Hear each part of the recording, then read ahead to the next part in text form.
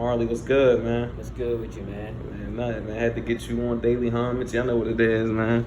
Drove all the way out here Raleigh. Where we at in Raleigh? What is it? Yeah, Raleigh. We on Glenwood Avenue. Glenwood Avenue. Kind of like the middle of Raleigh, close to the north side, but You from close here? enough to downtown. You from here? Not from here originally. Originally, I was born up in Jersey, Oh, Jersey. Newark, New Jersey. But I was raised in like a little small town called Lenore. It's near. I don't know if you're familiar. It's near the mountains, like Appalachian State University and all that. Okay. Yeah. So that's where you. Do you claim Jersey or do you claim? I mean, just being that I was born there, I moved from Jersey when I was real young, like 1 or 2 years old. So I'm from NC for real, for real. I've been raised here my whole life. Your whole life? Came down to Raleigh about like 8, 9 years ago, and then been in Raleigh ever since, for real, for real. Okay, that's what's up. So, man, I had the interview, man, because you got some dope clothing you got going on. Your own designing clothing. Actually, I seen you on Instagram off somebody else. I think they were doing another interview or something. I seen you off another photographer's, John, and I'm like, this is dope for real, honestly.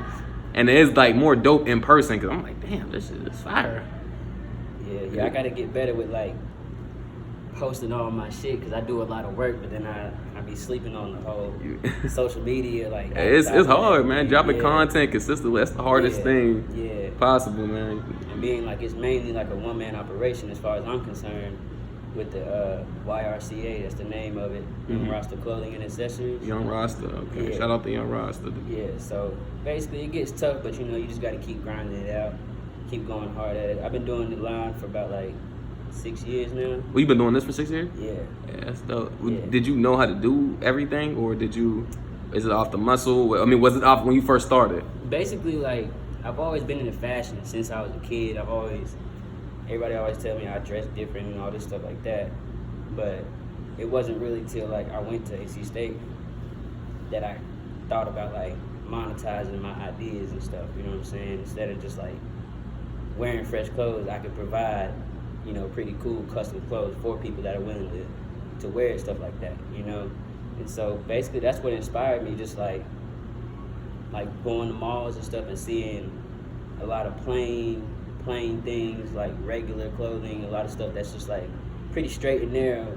I just wanted to think outside the box with it, So basically, before I even started doing my clothing line, everything that I got from the store, I'd have to like customize it somehow, like distress it or bleach it, tie-dye it, something like that, just to make it my own kind of item. And eventually that just led into me discovering, Young Rasta Clothing, and that just basically catapulted me into like making a whole clothing line of custom clothes, Okay, that's dope. Look like everybody else. And I know a lot of people have that same kind of drive, that same ambition to not just wear what everybody's wearing. Kind of just be like unique in a way, and that's why a lot of my clothes, it's some screen printed things and that you can get standard, but most of it is like one-on-one custom type stuff. Do you own your own like screen print or heat press? Yeah. You own it? Yeah. You own one? Okay. Yeah.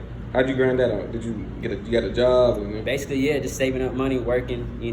As an entrepreneur, you basically gotta finesse ways into getting where you want to get. If you ain't got like a whole bunch of funding, you just gotta buckle down and like hit the streets hard. Work, save up bread, and definitely invest in yourself. Because if you don't invest in yourself, nobody's gonna put their money towards you if you're not putting your own money into it. Exactly. So what's better? Because I'm thinking about getting a heat press, but now I'm like, dang, should I just get a screen print like machine? Like, should I just get that? I don't know. What's better? I mean, there's so many different ways that you can make clothes, and so many different aesthetics that you can do. Like I know a lot of people do sublimation to where the art is like in the garment. Yeah. It's sort of like a digital printer kind of thing. Okay. So it's like you can do that. You can do screen print. You can do a heat press. I forgot what it's called when you actually like roll it on with the paint and you got like basically like a template and you just roll it on with the paint. There's so many different ways you can do it. It's really just about cost efficiency and what you can afford to do. Now, if you got plenty of funding, I'll probably say the best way to do it is the sublimation that I was talking about, because like I said, the print goes into the garment. Isn't that so? My knowledge might be shot, but Isn't that like oil based, like from a screen print? You know how you put the oil? You can use that. Isn't that in the shirt? Isn't that like kind of in the shirt? Sort of, yeah. It's sort of, okay. Yeah. But the sublimation uses more so like ink, sort of like a regular printer for a computer. Yeah. The sublimation uses like ink and it puts it into the fabric instead of just like a screen print or a heat press goes on top of the fabric. Isn't that is it a machine or isn't it? Yeah, there's a machine. What's it? The DY. It's something like that. Yeah. But it's definitely more expensive than like a heat press. Yeah. And that's why I started out with a heat press, because it was just the cheapest way I could do it and still get some product out there. Exactly. You know. So basically, it's just about getting your designs. Like you can either get a cutter and make your designs and stencil them out yourself. Yeah, vinyl cutter, or you can get outsource it to a different company and use them to make your screens, and then you just heat press it onto whatever item you want to use. Oh, okay. Yeah, so there's a few different avenues you can take to get where you're going. It's just about really how much you have to spend, how much time you have. If you want to outsource the whole thing, there's a few companies out there that'll print your whole clothing line, and you basically just be the marketing aspect of it. What's that, print on demand? Sort of like that, yeah. Okay. Okay.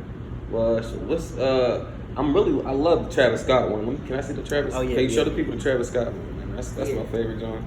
Honestly, I love all these. Keep it real. I'm looking at all of them. Like, I want to take a picture of all these. Yeah. So this one is, of course, it's hand painted, and then I did some bleach work on it, and then I added the flames onto it. I thought that was real Travis Scott like, with the pink and the red, smiley upside down, X eyes and everything. That's kind of like my trademark now, with the X eyes and stuff. You know what I mean? So basically, yeah, hand painted. And so with hand painted garments, you also can't just like wash them willy nilly. So you gotta kind of like hand wash them or get them dry clean. Wait, if the customer buys it, and right. You talking about that, or you making the yeah, basically if the customer buys it, I send them a message or send them a note with the garment. Don't wash this in the washing machine, or the design will fade, because this is acrylic paint. So and too much water and moisture and movement, like in a washing machine, that'll make the paint design fade. I did seal it with a sealer, but it's still like, that's a lot of wear and tear to put it in the washing machine. So best bet is to just, hand wash it for the most part. And these are also items that you don't really wear custom clothes like every single day. So it's not like you have to like, it's not like a plain t-shirt. You don't want to wear a custom item every single day, because then you have to wash it. You know what I'm saying? So you don't get as much wear out of it, but it's still like a statement piece. You know what I'm saying? So it's like, boom, I'm wearing this, but I know nobody else is gonna have this. Yeah, no, that's definitely nobody else is gonna have that. And like with this one, I just took like a plain gray hoodie and basically just did like. And you cut it yourself? Yeah. Okay. Distressed it myself, and then did all the artwork on it with different like fabric paint and markers and stuff like that. And it's basically just like, yeah, like I said, taking something that's plain and elevating it to a whole different level, to where it's like now somebody has something that they can call their own, and that they know nobody else is gonna have one like it. Even if I do something similar, it's never directly recreated as a second. What is that? The tribe on the back? What is that? Tribe? Yeah. That's basically it's called Rasta Hippie Tribe. Okay. Yeah, and it's like a group, a conglomerate, music, fashion, basically all things creative, art, and the whole concept of the Rasta Hippie Tribe is basically like taking multiple worlds and putting them together, like, the life of a Rasta, the life of a hippie, and then the word tribe, it means like a group of like-minded individuals. So I just threw it all together, and basically, like I said, made like a conglomerate. And it's basically based on like one love and like one like acceptance, being you and being true to who you are, and not being afraid to express yourself.